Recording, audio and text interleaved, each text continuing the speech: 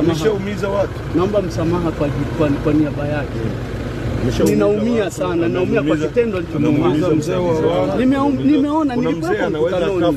Kwa sababu hali mbaya. Nilikuwa mkutanoni. Hali ya usalama ya mkoa wa Tabora kwa ujumla wake ni shwari na wananchi wanaendelea na shughuli zao za kujiletea kimaendeleo.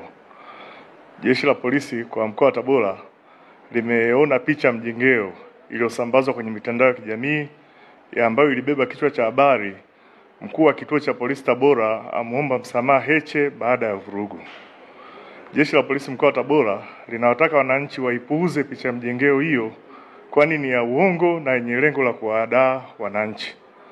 Jeshi la polisi mkoa wa Tabora halina mkuu wa kituo cha polisi Igunga wa aina hiyo.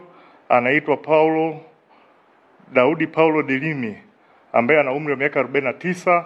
Huyu ni mkazi wa Mbagala wilaya Igunga. Mtumiwa huyu amekamatwa na tunaendelea kufanya naye mahojiano kwa sasa ili kujua alioshirikiana nao kuandaa picha mjongeo hiyo hasi na potofu na kuisambaza ili hatua stahiki za kisheria ziweze kuchukuliwa dhidi yao. Makusudio yalikuwa ni kupotosha umma. Kama unavyofahamu kwamba jeshi la polisi linao utaratibu wa kutoa taarifa zake, ambapo kwenye ngazi ya mkoa msemaji wa jeshi la polisi ni kamanda wa polisi wa mkoa.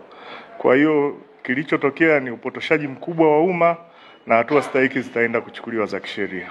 Mimi nikemee vikali watu ambao wanafanya udanganyifu kwa umma, na mtu huyu sio mtumishi wa jeshi la polisi ndani ya nchi yetu ya Tanzania, na hatua stahiki zinakwenda kuchukuliwa kwa maana kwamba amejifanya kuwa mtumishi wa jeshi la polisi.